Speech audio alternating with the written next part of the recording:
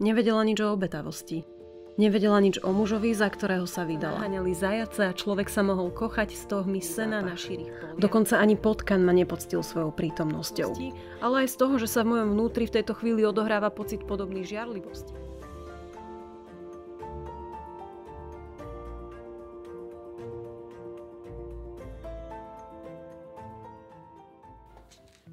Ahojte, som Koťogáč a vítam vás v mojej útulnej knižnici. Tento prvý diel bude taký malý estetický experiment, pretože všetky 4 knihy, ktoré dnes budem komentovať, som vyberala čisto na základe obalu. No a k čomu som dospela?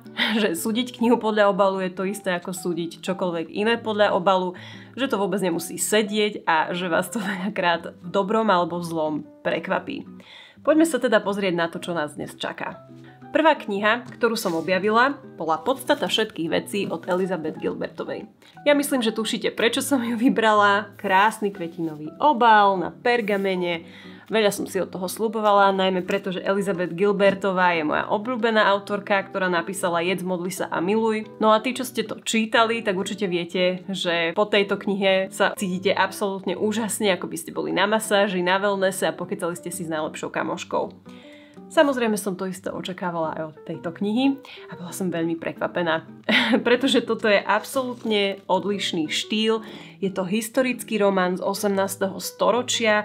Máte pocit, ako by ste čítali Moby Dicka, Robinsona, knihu pre dospelých, takú tú štiplavú s Jane Austenovou dokopy a celé je to obalené nejakou botanickou encyklopédiou. Kniha je naozaj bohatá na informácie, poďme si trochu povedať, o čom je. Tento román sa začína v 18. storočí Henrym Whittakerom, ktorý bol taký veľmi drzý, mladý, chudobný Angličan, ale svojou šikovnosťou a možno aj nečestnosťou sa dostal na loď kapitána Cooka. Tam urobil veľa objavov, prišiel do Ameriky, totálne zbohatol a vytvoril si svoje sídlo. Bol známy po celom svete, jeho večierky mali veľký úspech, pretože na tie, keď ste boli pozvaní, tak ste už niečo znamenali. Ale Henry mal jednu chybičku, bol to strašný cynik, ktorý absolútne neuznával nič emočné, podobne ako jeho manželka, a do takéhoto prostredia sa narodila naša hlavná hrdinka Alma. Alma je neobyčajná žena a nie len na to storočie, ale myslím si, že aj do dnešnej doby by ostala. Je extrémne inteligentná, už od malička vie latinčinu, biológiu, naozaj je všestranne vzdelaná, zúčastňuje sa večierkou jej otca, kde dišputuje s najvyššími, najinteligentnejšími pánmi, distingvovanými, no a nemá vôbec žiadne detstvo. Je totálne izolovaná, dokonca tie emócie, akékoľvek pociťuje, tak sa považujú za niečo nedostatočné, je to vlastne chyba v systéme. Našťastie sa v knihe objavujú aj také postavy, ktoré ju z tejto izolovanosti vytrhnú a pomôžu jej rozvíjať tento emočný svet, ktorý v dospievaní začne byť aj taký trochu štiplavý a aj kniha začína byť štiplavejšia, až som sa občas červenala a miestami mi to pripomína, ako keď máte rastlinku, ktorá sa snaží predrať cez vrstvu betónu a napokon sa jej to podarí. Jednoducho tá emočná stránka prerazí. Je trošku škoda, že napriek tomu, aká Alma je vášnivá bytosť, nemá šťastie v láske a šťastie na mužov, ale veľmi sympatické je, že to všetku energiu pretavuje práve do vedy, do štúdia a vytvára si taký svoj krásny svet, do ktorého ona nás aj vtiahne. Ja by som vám možno aj prečítala zo pár pasáží, ktoré sú o pozorovaní tej prírody. Okrem toho sa tam rozprestierali nekonečné akre lesov. Úmyselne ich nechali nekultivované, plné zajacov, líšok a bol tam aj jeleň, ktorý človeku žral z ruky. Rodičia Alme dovolili, alebo ju skôr povzbudzovali, aby blúdila po lesoch do sytosti, aby spoznala svet prírody. Zbierala chrobáky, pavúky a nočné motýle. Dívala sa, ako veľkého pasikavého hada zožral zaživa oveľa väčší čierny had. Trvalo to niekoľko hodín a bolo to hrozné, veľkolepé divadlo. Dívala sa, ako tarantula hlbí diery do lesného humusu a ako si červienky nosia z brehu mach a blato na budovanie hniezda. Adoptovala si krásnu húsenicu, relatívne krásnu vzhľadom na húsenice, a zabalila ju do listu, že si ju vezme domov ako priateľku. Toto je z ich detský čias. Ešte by som prešla aj na dospelé časy, keď sa tomu štúdiu a botanike venovala naozaj už ako dospelá žena. Mach požiera kameň, ale takmer nič nepožiera mach. Mach večeria skaly, pomaly, ale zničujúco, a tá večera trvá celé storočia. Ak má mach dosť času, Jeho kolónia zmení skalu na štrk a potom štrk na vrchnú vrstvu pôdy. Pod šelfmi odhaleného vápenca machové kolónie vytvárajú kvapkajúce živé špongie, ktoré spolu pevne držia a pijú vápenitú vodu priamo z kameňa. V priebehu rokov sa zmes machu a minerálov zmení na travertínový mramor. Na tom tvrdom krémovom mramorovom povrchu bude človek vždy vidieť modré, zelené a živé žilky, stopy machov z čias pred potopou sveta. Aj bazilika svätého Petra bola postavená z tohto materiálu, vytvoreného a poznačeného telami starých kolónií machu. Napriek tomu sa Alma predsa len vydá. Toto manželstvo neskončí rodinou a deťmi, ale tým, že Alma putuje na Tahiti, na zámorskú výpravu, skúma tam exotické rastliny, stretáva sa s domorodcami a pomaly skúma stopy tajomstiev svojho manžela. Čítate, ste zvyknutí na nejakú dejovú líniu a potom príde autorka a totálne to otočí a hodí vás niekam úplne inde. Nikdy sa pri tejto knihe nenudíte. Čo sa mi ďalej páčilo, že všetky postavy, ktoré tam opisovala, boli akoby nadčasové. No a samozrejme opisy prostredia. To bolo proste jedinečné. Exotika, Anglicko, Filadelfia, bohaté honosné sídlo, príroda, opisy domorodcov, ich života, misionárov. Naozaj tam nájdete všetko a budete sa baviť. Takže toto bola prvá kniha Podstata všetkých vecí od Elizabeth Gilbertovej. No a ďalšia kniha, ktorú som si vybrala, bolo Kníhkupectvo splnených snov od Jenny Colgan. A táto kniha je presne taká, ako je obal. Je sladká, jednoduchá, romantická, príjemná. Je to naozaj ten feel-good román, po ktorom siahnete, keď idete na dovolenku alebo chcete si vychutnať dobrú kávu s dobrou knihou, nechcete príliš veľa uvažovať, ale si to chcete skrátka užiť. Ak máte radi ten typ filmov, kde príde dievča do nejakého vzdialeného Zapadákova, ktorý je vlastne úplne nádherný a kúpi si tam nejakú starú vilu, ktorú si prerobí, je z toho nádherný hotel a nájde si tam lásku a všetko skončí dobre, tak to je presne tento typ literatúry. Akurát hlavná hrdinka si nenájde vilu, ale nájde si takúto starú dodávku, ktorú si prerobí na pojazdné kníhkupectvo. Čím som už tak trošku načala dej, hlavná postava je Nina, zabudla som jej priezvisko, Nina Redmondová. A Nina Redmondová pracuje v kníhkupectve v Birminghame, je veľmi šikovná, každému vie poradiť knihu presne na mieru, ona sama je knihomolka, takže je na to ako stvorená. No a čuduj sa svetu, vyhodia ju z práce. To sa nepáči ani jej spolubývajúcej Surinder, ktorá už teraz má plný dom kníh, pretože Nina ich zbiera a zachraňuje z knižnice ako mačiatka z ulice, takže sú kompletne všade a Nina si vtedy uvedomí, že už bude asi čas sa niekam v živote pohnúť. Pozbiera omrvinky odvahy a ide do Škótska kúpiť si starú dodávku, z ktorej si vytvorí túto nádhernú vec. V knihe je opísané ešte krajšie, takže môžete sa tešiť. Vydáva sa do Škótska a začína tam nový život. Spoznáva nových ľudí, sú tam rôzne osudy, je tam aj romantika, je tam istá zápletka, ale čo mňa najviac osobne zaujalo, boli tie opisy Škótska. To bolo niečo neuveriteľné, odvtedy chcem ísť na dovolenku do Škótska, ale aby sme knihe nekriudili, má samozrejme aj nejakú zápletku, okrem tej romantickej, a to je tá, že Nina musí vlastne z tohoto Škótska alebo z tejto oblasti odísť. No a kto jej dopomôže a ako sa to celé vyvinie, to už nechám na vás ako čitateľov. Ako som spomínala, opis prostredia a celkovo Škótska ma totálne dostal, ale navyše ma kniha tak trochu príjmela si plniť aj vlastné sny. Ja vám prečítam niektoré pasáže, ktoré ma najviac zaujali, aby ste sa trochu naladili na túto knihu. Á, tu ste, poznamenal a prisunul k nej tanier s obrovským sendvičom z hrubých krajcov čerstvého bieleho chleba, s hrubou chrumkavou kôrkou, vloženými kúskami masla a nejakým zrelým až mrviacim sa miestnym syrom, aký Nina nikdy predtým neochutnala, a domácou nakladanou zeleninou. Ako prílohu dostala nakladané cibuľky. Keď zbadala jedlo, usmiala sa. Naozaj zomierala od hladu a Alasdairova tvár pôsobila priateľsky a milo. Sadla si za bar a pred sebou si podoprela otvorenú knihu.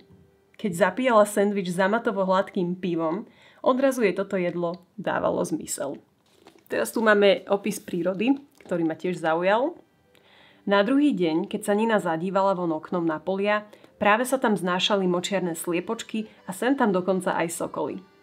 Pole bolo plné vtáctva. a stále zostával obrovský priestor oblohy. Nad morom viseli sivé oblaky a rýchlo sa k ním blížili, predháňali sa, ktorý bude prvý. Pomedzi ne sa pretisol prenikavý stĺp slnečného svetla. V diaľke zbadala závesy dažďa a zo zeme sa dvíhal opar v miestach, kde voda zalievala pole nejakého iného farmára. Na obzore sa ukazovala slabúčká rúžová línia a neskôr večer ožiarila okraje pestrofarebných polí. Za každým, keď vyšla na vrchol kopca Cairn Hill, vynorili sa pred jej zrakom žiarivé polia repky, takmer príliš krikľavo žlté na pozadí modrých plôch oblohy. Pripadalo jej, že pred jej očami sa rodí počasie a nebo je obrovskou obrazovkou plynulých a krúživých pohybov.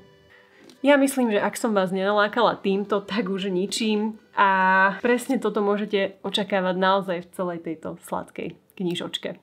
Ďalšia kniha v poradí už nie je taká sladká, ale za to o nič horšia. Je to román od Emily Hart, Nezlomné. Ak by som si mala vybrať obdobie, v ktorom čítať túto literatúru, bol by to október, začiatkom novembra, pretože je trochu temnejšia, strašidelná, opisuje sa tam mágia, bylinky, príroda, typická literatúra pre október. Určite odporúčam každému, kto má rád magickú posedlosť, ten film so Sandrou Bullock a Nicole Kidman o čarodejniciach, po anglicky sa to volá Practical Magic. Táto kniha má veľmi podobný vibe, veľmi podobnú atmosféru a takisto mi trošku pripomína žitkovské bohyne. Takže ak máte radi takýto typ literatúry, Nezlomné je určite pre vás. O čom teda kniha je? Je o troch ženách z rôznych storočí. Začíname Almou zo 17. storočia. Je obvinená z čarodejníctva, údajne poštvala krávy proti susedovi a za to je súdená. Táto Almina časť mi úplne pripomína nejakú stredovekú detektívku, kde pomaly odhalujeme jej život, vzťah s kamarátkou Grace, ktorej sa prípad týka, ale takisto vzťah s matkou, ktorá ju naučila všetky rôzne bylinkárske veci. No a postupne odhalujeme, čo sa to tam vlastne stalo, kto to mal na svedomí a za akých okolností. Viac vám nepoviem. Potom tu máme Kate z 21. storočia, čiže modernú ženu. Tá uteká pred svojim psychopatickým tyránskym priateľom z londýnskeho bytu do chaty, ktorú zdedila po svojej pratete. Záhadnej, nepoznanej. Tá chata je uprostred lesa, Cambrii, to je taká divoká časť Anglicka. Veľmi mi to pripomína verziu nejakej hororovej snehulienky, pretože uteká pred psychopatickou osobou, ocitne sa v tmavom, strašidelnom lese a zvieratka, ktoré s ňou komunikujú, jej kvázi pomôžu nabrať odvahu. A presne o tom je Katin príbeh. Takisto je zaujímavé z toho pohľadu, že spája vlastne prepojenosť medzi tými jednotlivými ženami. A možno ste si všimli, že nám tu chýba prepojenie týchto dvoch žien, jedna zo 17., druhá z 21. storočia.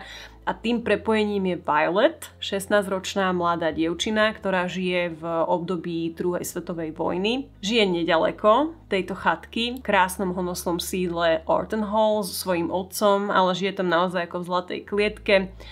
Nedejú sa veľmi príjemné veci, ten otec je veľmi zvláštny, nechcem vám viac napovedať, ale prežije si s ním naozaj peklo. Takisto partner jej, budúci nastávajúci, je veľmi zvláštny človek a Violet vlastne nepozná svoju mamu, pretože sa o nej nehovorí a až nakoniec sa dozvie, že kto je jej mama, to ju posilní a ona potom napokon tiež skončí v tej chatke, kde nájde svoju silu a tú svoju takú bylinkársku čarodejnícku časť. A všetky tri ženy, čo majú spoločné, je, že nájdu tú vnútornú ženskú silu práve vďaka prepojeniu s prírodou. Čo sa mi na knižke veľmi páčilo, ten dej je veľmi zaujímavý a naozaj vás núti listovať ďalej a ďalej. Tým, že je kniha rozdelená na také časti, vždy si prečítate kúsok o jednej z tých žien a v tom najlepšom sa to preruší a prechádza to na ten príbeh ďalšej z nich. A takto to postupuje celú knihu. Aj čo sa týka nejakého odhaľovania ich spoločného zázemia alebo toho ich spoločného menovateľa, deje sa to veľmi postupne a vlastne až úplne na konci knihy sa dozvieme niečo viac o tom, ako boli ženy prepojené, čo sa tam vlastne stalo na pozadí a z toho práve potom plynie tá veľká sila, možno trošku aj z hnevu. A tu sa dostávam k tomu, čo sa mi nepáčilo na knihe. že tie ženy častokrát išli až za hranice nejakej mojej únosnosti. Samozrejme chápem, že sa potrebovali brániť a potrebovali nájsť tú silu, ale na môj vkus to bolo možno až príliš drsné. Celkovo veľa opisov bolo takých naturalistických. Rozumiem tomu, že to bol v podstate odraz tej danej doby, ale ja som koťogáč veľmi precitlivený a jemný vo svojej podstate, takže neberte ma vážne, pokiaľ taký nie ste, ale ak ste podobne precitlivení, berte na vedomie, tá kniha vie byť fakt drsná. V každom prípade odporúčam, strašidelnejší príbeh, ale jednoznačne sa oplatí. No a dostávame sa k poslednej knižke, ktorá ma prekvapila asi najviac zo všetkých, a tou je kniha Babička. Hneď vám vysvetlím prečo. Pozrite sa na ten obal, aký je krásny, ružový. Je to vlastne nočná košela a mne okamžite sa evokujú spomienky z detstva. Na moju babinku, na moju maminu nosila presne takéto isté nočné košele, voňali presne ako ona. A teraz si predstavte, zoberiete si takúto knižku a dočítate sa toto. Vyzerá ako z plastu. Nechceš, aby toto bolo prvé, čo ti napadne, lenže presne toto ti napadne, lebo naozaj tak vyzerá a tvoja hlava sa už drží tejto línie a automaticky vygeneruje obraz plastovej figuríny zo shopu s tými rúžovými líčkami a našpulenými ústami. Hej, tvoj mozog má ten dar si zo všetkých alternatívnych predstav vo vesmíre spoľahlivo vždy vybrať tú najodpornejšiu, najnevkusnejšiu a najmenej vhodnú a tebe sa chce vracať. Ani nie tak zo situácie ako zo seba samej, ako z fungovania tvojej chorej mysle. Ani len v tejto chvíli nedokážeš pociťovať adekvátne emócie, také, čo by sa týkali osoby, o ktorú ide. Tvoja hlava sa ani v takom momente nedokáže sústrediť na nič iného, než sama na seba, lebo o teba vždy všade ide.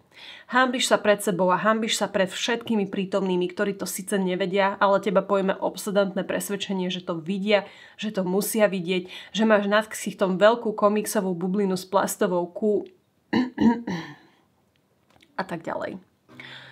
Neviem, či ste si všimli, že vonku už potemnelo, ale celkom dobrá metafora by to bola, pretože táto knižka je naozaj temná. Poďme si najskôr povedať, o čom táto kniha je.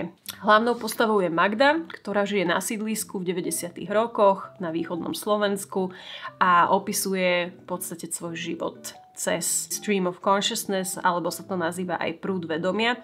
Je to taká technika, kde akoby všetko píšete jedným dýchom a vám sa zdá, ako by ste čítali autorové myšlienky, že to teda nie je napísané štilisticky pekne ako v knihe, ale že sa pozeráte rovno do hlavy toho autora. Takže Magduška začína svojimi detskými časmi v škôlke a už tam pochopíte, že je niečo veľmi zlé, že jej otec by asi nevyhral cenu roka za najlepšieho rodiča a možno ani žiadnu inú cenu, aj napriek tomu, že si ide prvú ligu. Že jej detstvo je určite nepripomína voňavé koláčiky a príjemné veci, ale ošarpané linky, krík a nadávky. A že je babička takisto nebude asi taká skvelá babička, je autoritatívna a síce drží všetko pohromade, ale na úkor sebavedomia vlastnej dcery a na rôzne možno iné úkory. Magda vlastne potom už len pokračuje v týchto svojich zážitkoch, je sebadeštruktívna, cítime, že tam je veľmi málo sebalásky na jej strane. Jej jediná obrana je vlastne cynizmus a my aj tak trošku chápeme, čo je za tým, ale tá kniha sa takmer neznesiteľne číta. Je tam ale jedna vec, ktorá tú knihu zachraňuje a vďaka ktorej ideme ďalej. A to je fakt, že Magda je strašne vnímavý a inteligentný človek, ktorý je úprimný a ako nejako cítime, že plný lásky. A to dodáva práve knihe tú ľudskosť. Pôvodne, keď som ju dočítala, tak som si povedala, že toto do útulnej knižnice nemôžem ani uverejniť, lebo je to príliš drsné. Ale potom som si položila otázku, že čo je vlastne začiatkom naozajstného šťastia a asi to bude tá úprimnosť. Že keď sa len tvárite, že ste šťastní a všetko zakapávate pod koberec, tak to asi nebude úplne naj. A pokiaľ ste vyrastali naozaj v takýchto podmienkach, tak možno tá prvá vec ku šťastiu je práve byť k sebe úprimný. A presne to spomína aj autorka, ktorá hovorí, že na to, aby bola taká autentická a sama sebou, si prešla dlhú cestu a veľa ju to stalo úsilia a už to nemieni vrácať späť. Ja si myslím, že toto je presne ono, že musíme si najskôr uvedomiť, kde sú tie nedostatky, aby sme mohli pracovať na tom, aby nám bolo celkovo lepšie. A Magda je vlastne taký antihrdina, pretože je cynická, častokrát sebecká, nepríjemná na ľudí okolo seba, ale istým spôsobom ju chápeme. Vieme, prečo je taká, lebo si zažila to, čo si zažila, vieme sa do nej vcítiť a jednoducho by sme ju najradšej objali. Mne celkom vrtelo hlavou, že či je tá kniha autobiografiou. Myslím si, že asi bude, po tom, čo som zistila, ale tiež si myslím, že autorka asi chce, aby sme tie postavy vnímali skrátka ako postavy. Čo mi pomohlo, bolo keď som videla nejaký ďalší rozhovor a tam povedala o sebe, že bola nešťastná a sklamaná, ale že teraz už je jej dobre. A mne v podstate nič ani viac netrebalo, pretože toto má byť tá message, že teda aspoň pre mňa je, že aj keď si zažijete niečo takéto, ako je opísané v tej knižke, tak vedzte, že nie ste sami a že ľudia s tým dokážu pracovať a dokážu byť v živote šťastní. Takže asi to je ten odkaz, ktorý by som zanechala aj ja a som rada, že som babičku zahrnula do tejto útulnej knižnice. Má tam určite svoje miesto a som rada, že som si ju prečítala. Tak, v podstate to už je odo mňa asi aj všetko. Ešte by som mala pre vás jedno také malé prekvapenie, pretože som sa rozhodla, že všetky 4 knihy by som poslala do sveta ako putovné. Dám tam taký malý odkaz a kto by chcel, môže si knihu odo mňa v podstate zobrať a potom keď ju dočítate, tak by som bola rada, keby ste ju posunuli zase niekomu inému, koho by to mohlo zaujímať. Ak by ste mali o niektorú z nich záujem, určite mi napíšte do komentov, ktorú knihu by ste chceli a na tento e-mail mi potom napíšte svoju adresu a samozrejme na svoj účet vám tú knihu pošlem. Tak, toto je už odo mňa naozaj všetko. Ak sa vám video páčilo, budem naozaj rada za každý like, koment alebo odber. Budem rada za každý názor, ktorý máte, ak ste knihy čítali. Možno sa zhodneme, možno nie. Rada vás vypočujem a tým by som dnes ukončila aj svoje video a dúfam, že sa vidíme na budúce. Majte sa pekne. Čaute.